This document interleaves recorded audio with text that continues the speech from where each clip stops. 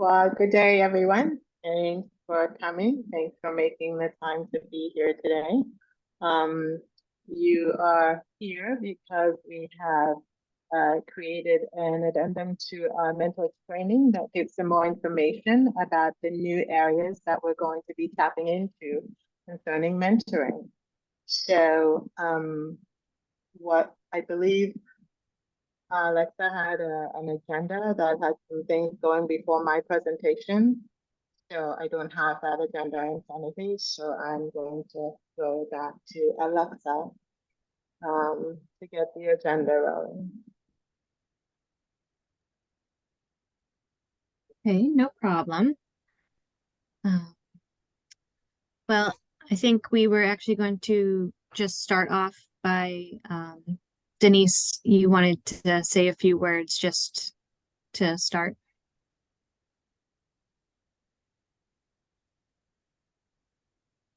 Oh, I think you're muted, Denise. I'm sorry.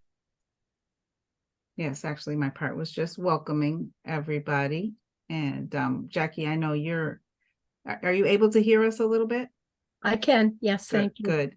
I know you are a longtime volunteer with us and have been mentoring the same student for some time. So I'm really pleased to have you joining us because as much as we have some information to share with you about what we've learned and kind of how we're changing things, I think we have a lot we can also learn from you regarding, your relationship, how you've managed to maintain it over a long period of time, what successes you've seen, what challenges you've had. So I'm looking forward to this being kind of a two-way learning opportunity. And I think there's some things I'm excited you were okay with us recording this, because I think there's some things some of your gems of wisdom we'll be able to share with other volunteers with a lot less experience. So thank you again for taking the time out of your schedule to join us today. Could I jump in here? You absolutely It's in can. my hand. Absolutely. Could we just identify ourselves? I don't know if these other ladies are other mentors or these other. Yes, we could just say hi and she wants us to start with introductions. So I know who's who. Yeah. Hi, Jackie. My name is Patricia Hanson Staples. I'm the Director of Program Operations at SSC. I report to Denise Cogman. And Jackie, I'm sorry. See how I've been here for so long. I just think everybody knows who I am and knows who each other is. So thank you for stopping us. I only recognize the name Alexa because I've been writing back and forth to her, but I don't recognize either of your names, because I don't see them on a regular basis. So right. And we recognize yours because we do. So again, my apologies. So okay, thank you. Patricia's our director. I'm Denise Cogman. I'm the president and CEO here at Springfield School Volunteers. And Alexei. And hi, Jackie. Yes, we have been communicating back and forth, but I'm Alexa Spath, and I am the Community Engagement Coordinator for SSB. Yeah, so we were hoping to have some more potential mentors join us. We have another session scheduled for Friday. Maybe Friday afternoon is going to be a better time for people. We don't expect you to jump back in, Jackie, but we're hoping we can pull some of what you're able to share with us into that session as well. So hopefully that helped. So I really just wanted to say welcome. I think the next part was really just to have Patricia to go through kind of the why we're here. But I think instead of going back and forth, we'll have Alexa go ahead and jump in and go through some of the orientation, the general stuff you have planned on the agenda, and then we'll turn it back over to Patricia. And then Jackie, what you can do is jump right in. If you have any other questions, or if you're not understanding something, you can jump right back in and let us know. Okay. But for now, I'm going to turn it over to Alexa. Alexa, you should be able to share. Okay, thank you. So to get started, as you already know, Jackie, and as many of our mentors will come to know, that young people really develop and grow through relationships in their life. specifically positive relationships that provide connection and encourage identity development, and really promote those positive academic, social, emotional outcomes. So we often refer to the web of support, which includes all the positive relationships within a young person's life. And we'd like volunteers and specifically mentors to know that as a mentor, you are added to this positive web, helping to provide guidance and encouragement in the areas of the young person's life. Next, just going over a few volunteer expectations. As you may know, Jackie, we do ask that if you are unable to attend your assignment for the day, to just let SSV know ahead of time. That way we can properly let the school know, who can in turn let the student know as well. We do ask that volunteers monitor for appropriate weather closings or anything like that. We will send out a school calendar so you have the designated days off and vacations for school. We also ask that you use your best judgment when it comes to inclement weather. You know, we want our volunteers to be safe. So to just use your best judgment when it comes to volunteering. And again, let us know if you will not be making your assignment that day. And we also ask that you share any updated information with us. If you got a new phone number, email address, just so our records are up to date and we can communicate with you easily. We do also ask that our volunteers participate in regular check-ins. We do check in for a variety of reasons. We check in to for having you let us know that you have a suitable space to meet with your young person in the school, and to gather program feedback and information, and as well to hear your success stories and to hear all the wonderful things that are coming out of your relationship.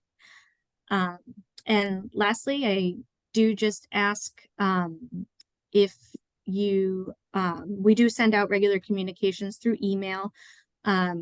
Sometimes it does go to spam folders, so just checking that and making sure that it's not going to your spam.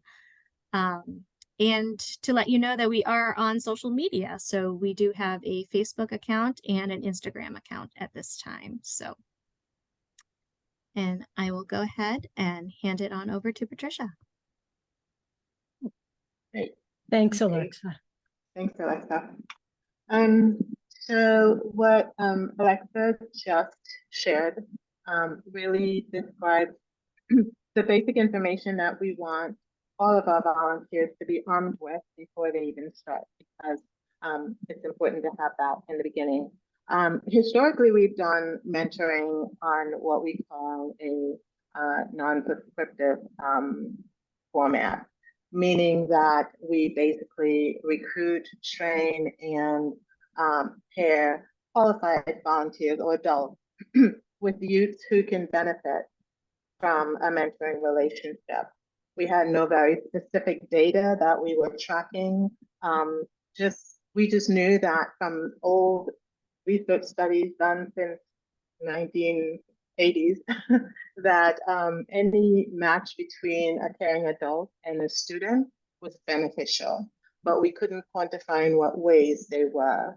So we've had some new research, some new studies of what we're doing and how we're doing it. And I just want to share a little bit of that with you now. I'll share a slide some slides if you don't mind. Just open that up.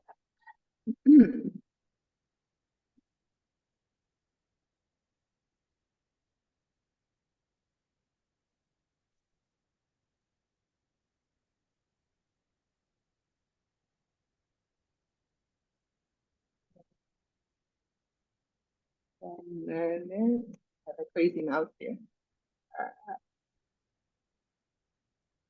Here we go. Oh, great. So, the reason we're here today is because youth mentoring works and it continues to work. So we as an organization want to keep doing it. The effective practice of mentoring as per Mentor, which is a national organization in 2009, they said that it provides the 6 standards to help mentoring programs incorporate best practices into day-to-day operations. Standard number 1, recruit appropriate mentors and mentees by realistically describing the program's aims and expected outcomes. Standard 2, screen prospective mentors to determine whether they have the time, commitment, and personal qualities needed to be an effective mentor. Standard 3, train prospective mentors in the basic knowledge and skills needed to build an effective mentoring relationship. Standard 4, match mentors and mentees along dimensions likely to increase the odds of mentoring relationship that the mentoring relationship will endure. Standard 5, monitor mentoring relationships milestones and support mentors with ongoing advice, problem-solving support, and training opportunities for the duration of the relationship. And last but not least, 6th standard, facilitate bringing the match to closure in a way that affirms the contributions of both the mentor and the mentee and offers both individuals the opportunity to assess the experience. Now, based on this information and these standards set out by Mentor, we have examined our way of doing business and we have brought our standards up to par. So we have done that as an organization.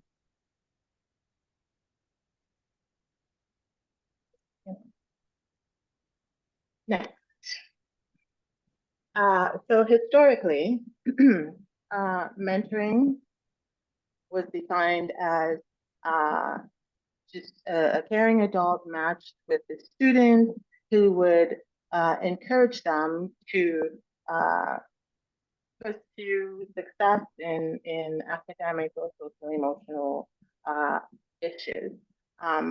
This is something that has not gone away, but it has been expanded. The modality or historical modality is basically one-to-one. That has always been the way that a mentoring relationship works, one adult to one person, one youth, one student, one child. And the outcome was to improve school attendance and performance, that to increase or promote better parental and peer relationships, and to reduce the initiation of drug use and alcohol. I think that is still the outcome, but now it's so much more than that. So some research, excuse me, we've learned a few things about why mentoring relationships fail. First, mentoring relationships can fail due to mentor-mentee abandonment. This is when either a mentor abandons the relationship or a mentee abandons the relationship. Next, perceived lack of mentee motivation. Now, I've seen this a lot in my experience as a mentor, where the mentor says, you know, the student doesn't look like they're interested. You know, I'm showing up and they're not engaging. They don't want to talk. I can't get them to do anything. And from that, the mentor perceives that the mentee is just not motivated to be a part of this relationship. Unfulfilled expectation. This goes back to what we mentioned in the slide before that.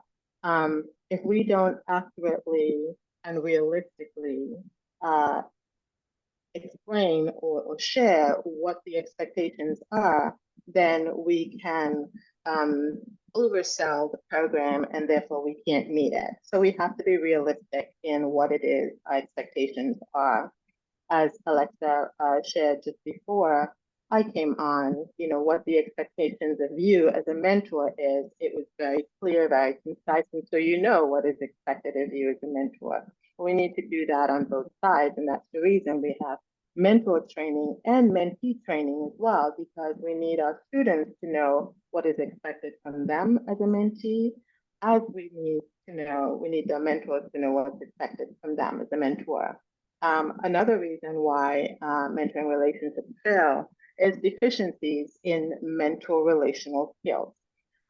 We've had some mentors who are very well-meaning, but they lack some basic skills like communication skills, patience. If they're matched with the student who needs a little bit of patience and they don't have quite as much patience, then that can lead to a demise of the relationship as well. Family interference. Unfortunately, I've had that situation as well, where I mentored a young lady, and the mother was more interested in my mentoring services than the student. So there was always a barrier every time I went to see the student. Mom was there, needing her time first. Inadequate agency support. So we try our best as an organization that has been involved in mentoring for the longest while to keep our fingers on the pulse of what's needed. What's needed from our schools, what's needed by our volunteers, our parents, our students. We try to keep our finger on the pulse of that. We rely on the mentors as well to give us information that we may not have direct access to as to what's needed that might not be obvious at the moment. But communication is a huge part of the success of the mentoring relationship.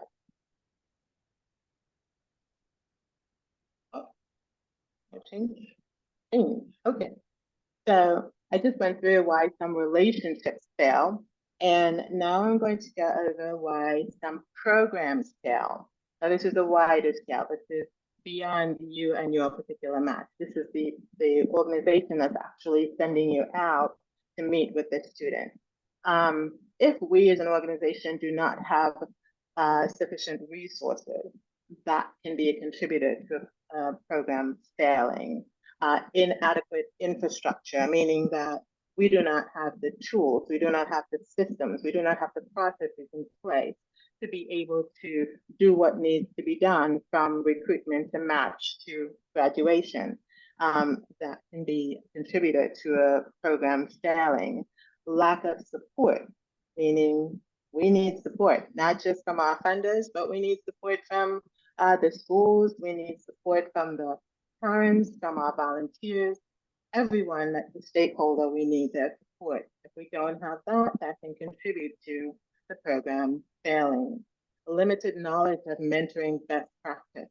Now, research is valuable, and we all know that. Unfortunately, not a lot of research has gone into mentoring programs and mentoring relationships until the government started putting a lot of money behind programs that are saying that they're matching students or youths with adults and they're seeing results. Now people started asking for validation of those claims. They want to know, well, what exactly are you doing? What are you seeing? How do we know that you're actually achieving what it is you're saying? So in response to that, we've had a bit of an upturn in research where they're now looking at programs to see what's working, what's not. And a very surprising result of a study done in 2015 showed that the non-prescriptive method of mentoring had marginal improvement when it came to kids in academic, dependent, social, emotional development. The claims that our programs have been making for so many years was very much inflated. And it's the reason now that we have transitioned from that model to a more prescriptive model where we can identify particular deficiencies in a child, train a volunteer to go in and meet that particular deficiency with very specific objectives thereby, promoting results that are provable and not so marginal. Um, so updated definition of mentoring. So this doesn't sound much like a definition, because when you think about the definition of mentoring and how many different modalities you have now, mentoring is a lot of things, or can be described in a lot of ways. However, very simply, it says mentoring connects young people to personal growth, development, and social and economic opportunity. And there's, I believe in this slide, or maybe in another presentation that we do, it talks about mentoring being about the student or the youth's needs. While we value our volunteers and we do go through great pains to recruit, train, and match the best of the best, it is not about the mentors, it's about the mentees. So in this definition, I see the focus on the mentees, basically connecting the mentee to personal growth, development, and social economic opportunities. While there's benefit for the mentor as well, there's some emotional benefit from for the mentor who's engaging in this positive youth-adult relationship. The primary purpose of the mentoring relationship is to support the mentee. We've had a little change in modality. Remember, I said historically the modality was one-to-one, meaning one adult to one child, or one youth, or one student. Now the modality has expanded from one-to-one to one mentor to small group to peer-to-peer mentoring remote relationships, meaning two youths can mentor each other who are in similar age brackets, but one has a little bit more proficiencies in certain areas than the other. You can have very successful mentoring relationships there. And also, in the wake of COVID and everything going online, we have seen another growth in remote mentoring, meaning that you no longer have to meet a student or youth face to face. You can actually have mentoring relationships that are done through letter writing, through Zoom calls, very much like this one, or different apps that can be used to connect with someone in a completely different part of the world and have very, very good impact on outcomes. Updating outcomes. So in addition to improved school attendance, performance, better parental and peer relationships, and reduced initiation of drugs and alcohol use, we've also added to the outcomes successful completion of the Portrait of a Graduate objectives. Now, Portrait of a Graduate is a document that the Springfield Public School System has been working on for a very long time, and they've basically included a lot of focus groups, a lot of people on all different levels of education and intervention with students to find out what should we be looking for in a student who is on the road to graduation. I think that's such a wonderful idea to be able to, backtrack the commonalities between students who are on track for success, so that you can identify the ones that are not and provide the interventions that would bring them up to par.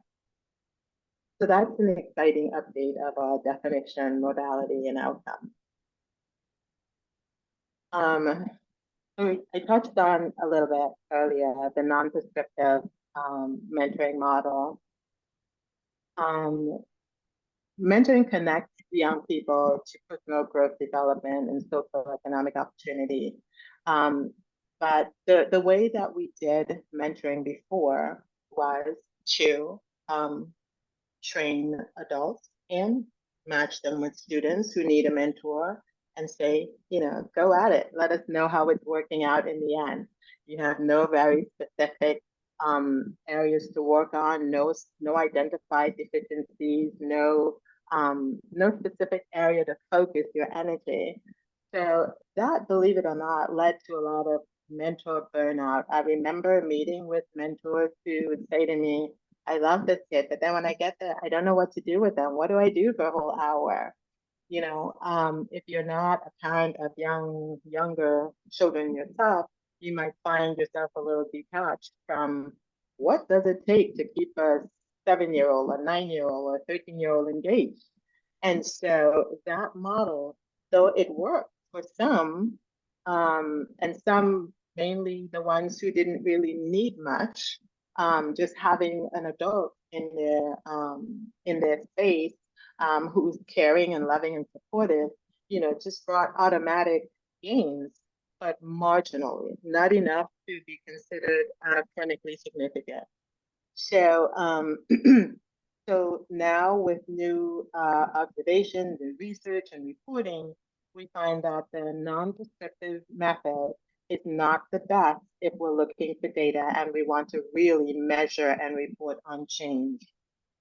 So we have the prescriptive measure, the prescriptive model, excuse me. The prescriptive model is just the opposite. Instead of saying, okay, well, you go out and see how that works, the prescriptive model gives you very specific areas to focus on. It gives you very specific I statements that you want to bring a student to, and it gives you very specific objectives to be able to work towards so that we can get to that end goal, the I statements on the Portrait of a Graduate document. Have you heard of Portrait of a Graduate, Jackie? Jackie? A portrait of a graduate? Yes, have you heard of that? Have you heard that term before? No. Okay. So I'll give a little snapshot of that as we go along. So both these methods are viable ones, but one works better if a student doesn't need much, and the other one works better if a student needs some very specific and targeted intervention. So the prescriptive model works best for a student who has very specific areas of need.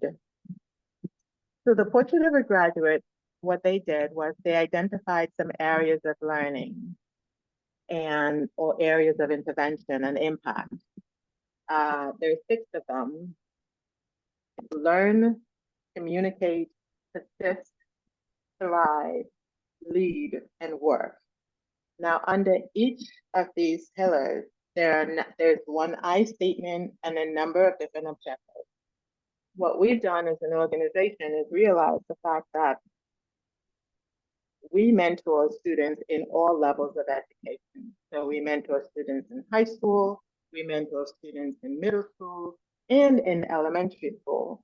So an I statement that's appropriate for a high schooler would not be appropriate for a middle schooler.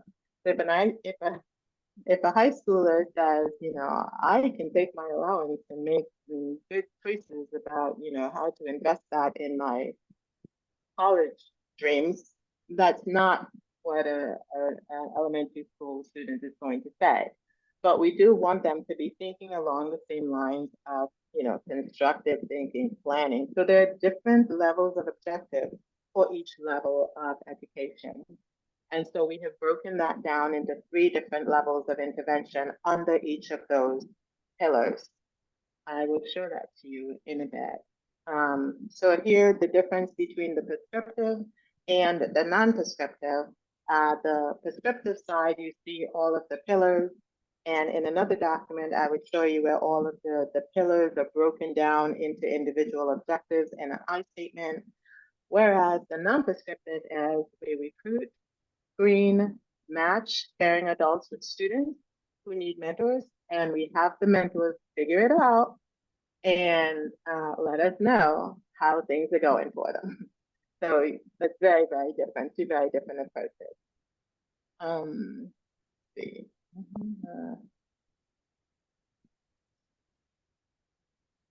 What we have here.